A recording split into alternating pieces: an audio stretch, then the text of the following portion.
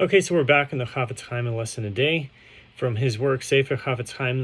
This lesson is called Overhearing a Threat, and this is day 72. So an obvious case where conveying negative information is required is where a person is overheard plotting to harm someone.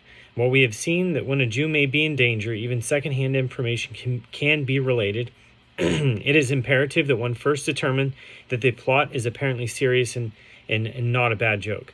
So the condition that one first reprove the person against whom he intends to speak applies only if one believes he can change the alleged plotter's attitude. Otherwise, warning him would only induce him to modify the plot to ensure that it not be uncovered. The remaining conditions are required here, no less than in an ordinary case of constructive speech. One's intent must be solely to avert harm and not, for example, for the pleasure of thwarting the plotter. So if an alternative exists, including not revealing the identity of the plotter, then that avenue must be pursued. Also, one must be reasonably sure that the plotter will not be caused undue harm. So if the potential victim is known to be hot-tempered and can be expected to take revenge, he cannot be spoken to.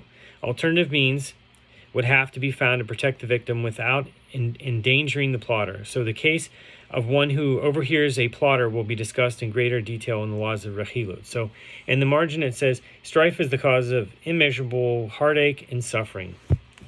From his work, Sefer Shmirat HaLashon, this lesson is called The Work of Satan, or Satan. So much of Satan's efforts are directed towards inciting strife and toward ensuring that once a feud has erupted, it does not end quickly. So the Talmud relates, and this is Gittin 52a, there were two people whom Satan regularly incited, so that at every twilight period, or on the eve of Shabbat, they fought with one another. So Rabbi Meir visited there and restrained them for 3 such twilight periods until he made peace between them. So he consequently heard Satan say, "Woe that Rabbi Meir has removed that one," or Satan, "from his house, that is, from the place where he was previously welcome." And I also want to point out, it says 3, which 3 is a certainty. So according to the law and the Torah of a goring ox, so 3 times is considered a certainty. It's not considered a goring ox until the third time.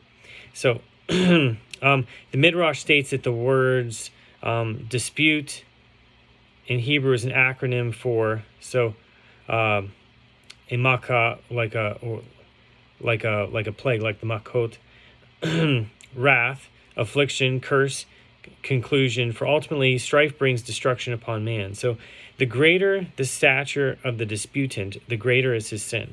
So this is why the Torah underscores the fact that those who joined Korach and his rebellion were leaders of the assembly, those summoned for meeting men of renown. Bamidbar, it's Numbers 16, verse 2.